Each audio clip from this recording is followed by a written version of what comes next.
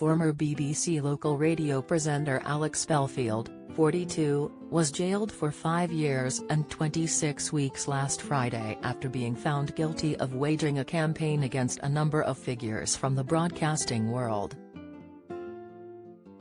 Jurors accepted he caused serious alarm or distress to 2 victims and found him guilty of simple stalking in relation to Channel 5 and BBC Radio 2 presenter Jeremy Vine and theatre blogger Philip Dehaney. Addressing social media companies' response, Mr. Vine told BBC Two's Newsnight, "I am amazed at how hard it is to get them to realise. So we went to YouTube and said, come on, what is going on with his guy? You can't allow him to just defame. And then we said, okay, there is a libel action now based on that video, they still won't take them down. Eventually I have to go through a lawyer, they take down individual videos, and then when he is convicted they demonetize him. But half the videos about me are still up there." His technique was to say copy and share, so you will have someone who takes his video in Moscow and hosts it. It will always be out there, I have got to live with that. He continued, but the fact that YouTube hosts this stuff, they have no responsibility. They don't care. They don't give a toss. Sorry for my language, but I am disgusted by their lack of values. And Twitter as well.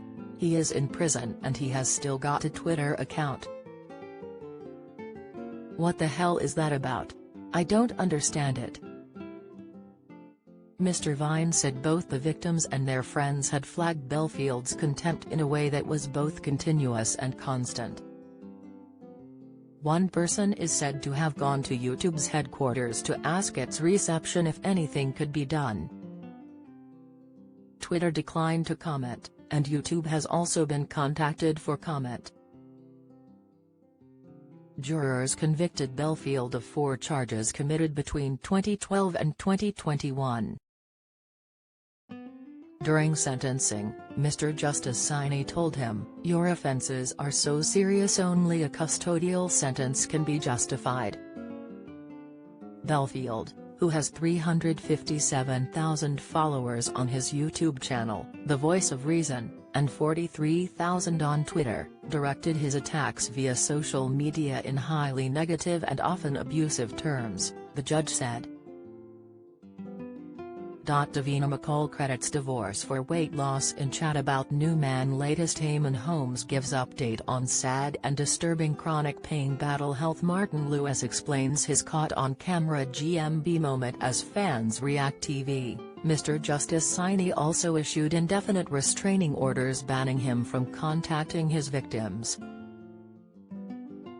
Since his sentencing, Mr. Vine has opened up about his ordeal and how it turned his life upside down. During a segment on Wednesday morning's BBC Breakfast with John Kay and Sally Nugent, Jeremy sat down with Newsnight's Victoria Derbyshire. Getting into the experience and wanting to know the deeper side of what Jeremy went through, Victoria simply asked, "Were you afraid of him?" Opening up on his vulnerability at the time, Jeremy explained, "I was afraid of what he could do to my family.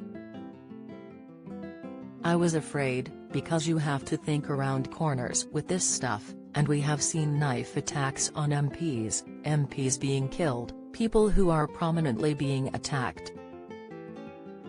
So I am not trying to give myself undue status here, but I had to think this through. I can see this YouTube channel is an absolute fountain of hate. He wants that hatred to be so great someone pays me a visit, and I know he wanted that because he put my home address up, so I had to take it seriously." Mr. Vine added, "I have 2 teenage daughters, I can't be casual about it, so at that point I was scared for them. I felt broken over it.